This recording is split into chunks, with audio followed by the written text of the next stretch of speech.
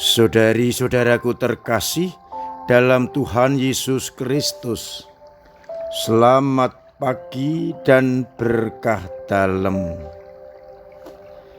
Kita bertemu kembali dalam renungan harian Rabu 3 Desember 2025. Gereja mengajak kita untuk merayakan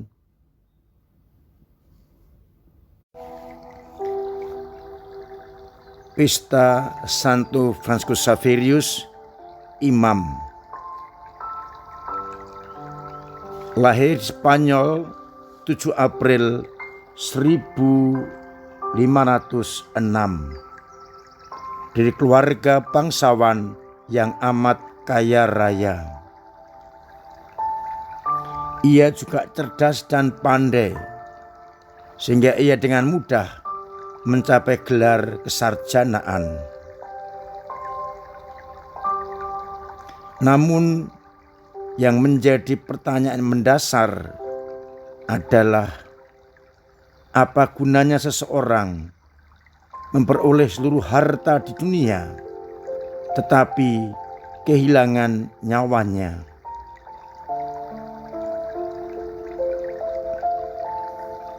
Ia kemudian berubah haluan ketika bersahabat dengan Ignatius Loyola. Dengan beberapa rekan termasuk Petrus Faber, ia mengucapkan kaulnya pada tanggal 15 Agustus 1534 dan ditandai dengan kaul itu, berdirilah Serikat Yesus. Mereka selain mengucapkan 3 kaul, juga berjanji untuk membantu Paus dalam usaha memberantas berbagai macam ajaran sesat dan siap diutus kemana saja. Tanggal 24 Juni 1537, ia ditabiskan menjadi imam dan berangkat ke Roma dengan Ignatius untuk menyelesaikan berbagai urusan berkaitan dengan pendidikan Serikat Yesus.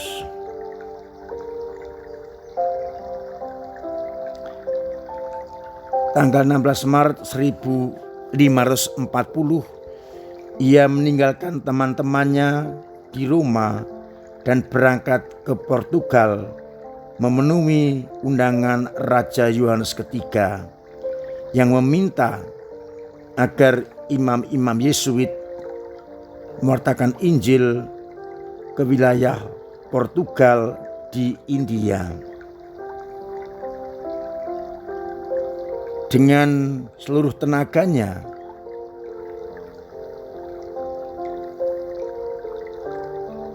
Franskus Xaverius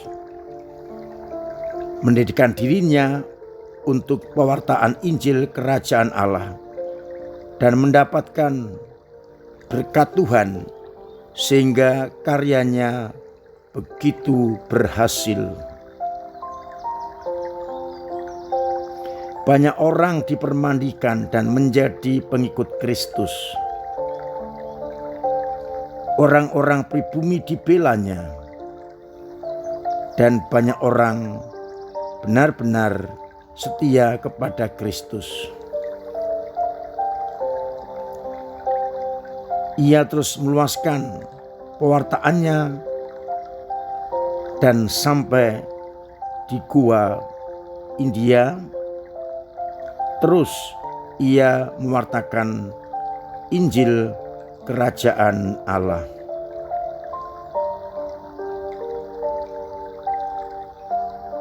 Setelah 3 tahun, ia kemudian menyusuri pantai barat India.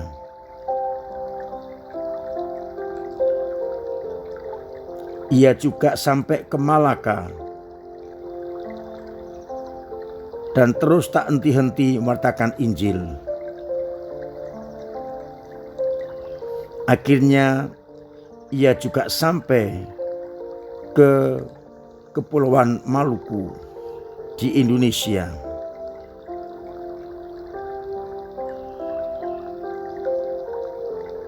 Ia terus melaksanakan Injil Kerajaan Allah,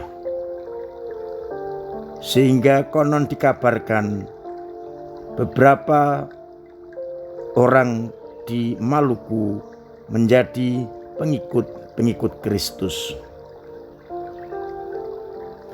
Kita bersyukur bahwa benih-benih panggilan terus tumbuh dan akhirnya berkembang sampai hari ini. Sabda Tuhan hari ini mengajak kita untuk menyadari bahwa pewartaan Injil itu keharusan. Bacaan yang pertama dari surat Paulus yang pertama kepada orang-orang Korintus, bab 9, merupakan sharing Santo Paulus yang menegaskan, celakalah aku jika aku tidak mewartakan Injil. Bagi Paulus, pewartaan Injil adalah suatu keharusan. Sedangkan pada Injil Markus bab 16 ayat 15-20, perintah Yesus sebelum Yesus terangkat ke surga, pergilah ke seluruh dunia, beritakanlah Injil kepada segala makhluk.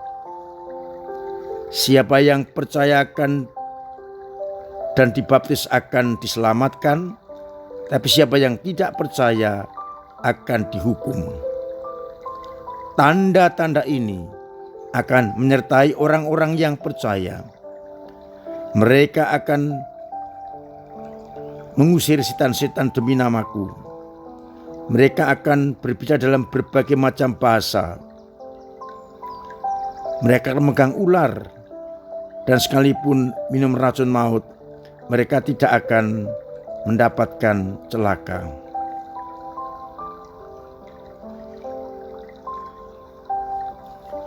Saudara-saudaraku terkasih dalam Kristus,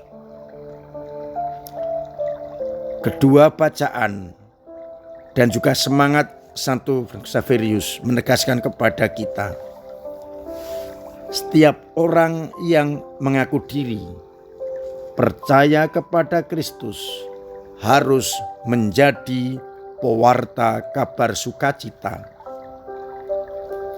Dengan kata lain, setiap orang yang dibaptis mempunyai tugas untuk pewartaan Injil Kerajaan Allah.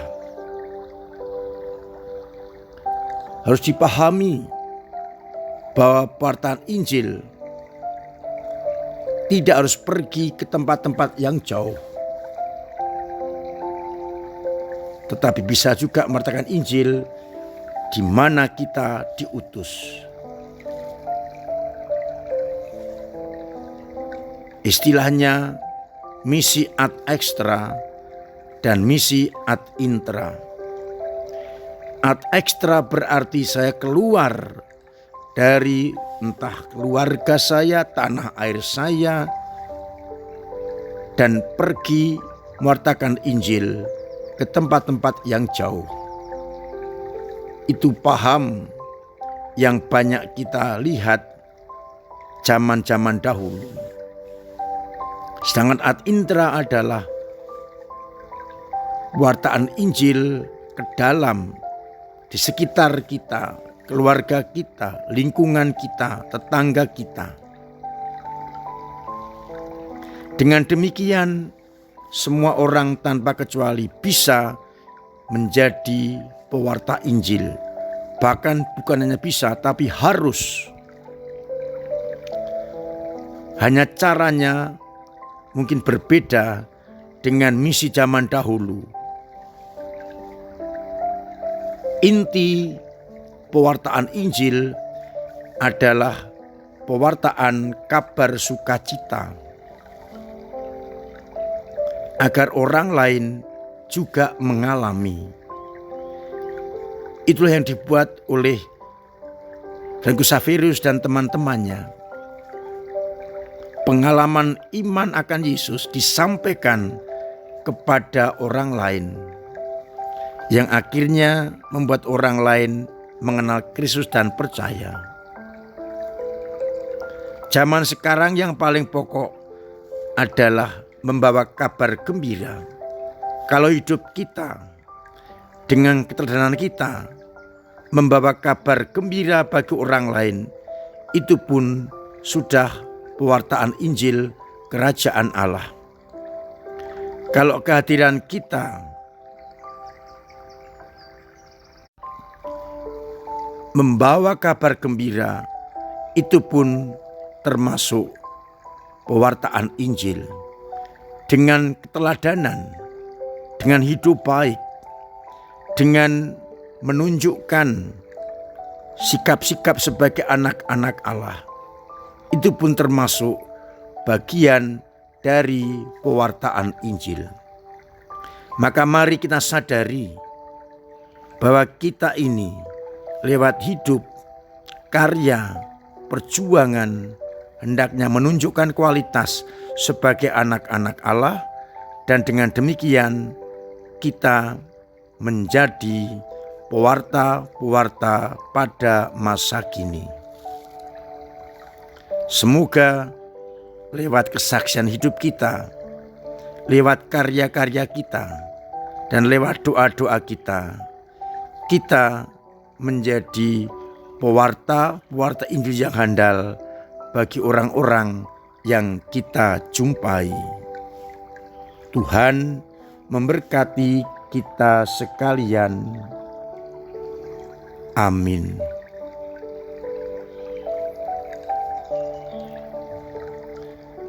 Marilah kita berdoa. Bapa yang penuh kasih, kami bersyukur karena sabda-Mu menyadarkan kepada kami akan tugas dan panggilan kami sebagai anak-anak-Mu.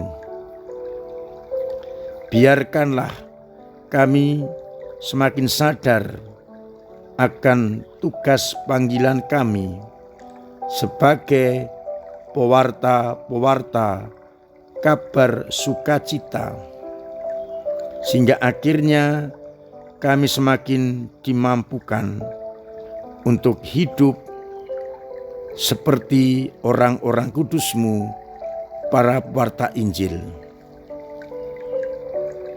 Semoga iman kami yang kadang lemah Engkau kuatkan, yang jatuh Engkau bangkitkan,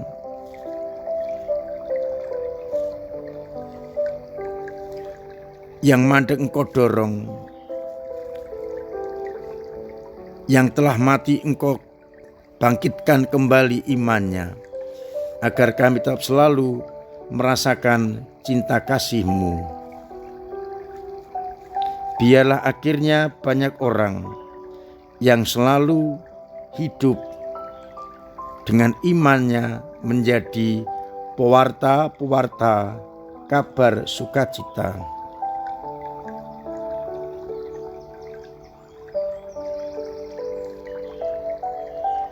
Semoga umat yang sakit Engkau sembuhkan, yang punya beban berat Engkau ringankan, yang punya persoalan Engkau bantu mengurai, agar akhirnya setiap orang boleh mengalami cinta kasih-Mu. Untuk itu sertai kami dengan berkat-Mu sendiri, Bapa dan Putra dan Roh Kudus. Amin.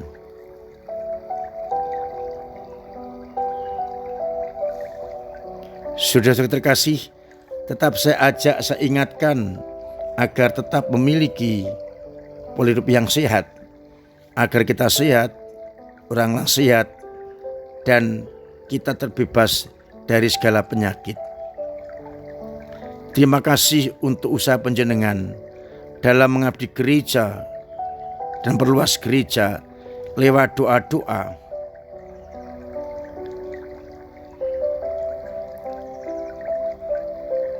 lewat pemberian diri, pemberian karya, pemberian waktu, dan pemberian dana, yang sungguh bahwa gereja semakin mampu melayani umat.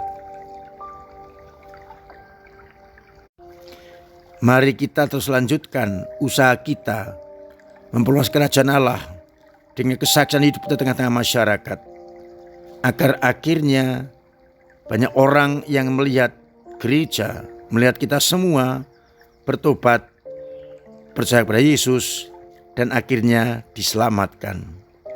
Semoga akhirnya kita semua semakin dimampukan untuk ambil bagian dalam karya perutusan. Akhirnya saya mengucap selamat pagi, selamat merenungkan, salam sehat, Tuhan memberkati. Terpujilah nama Yesus, Maria, dan Yusuf, sekarang dan selama-lamanya.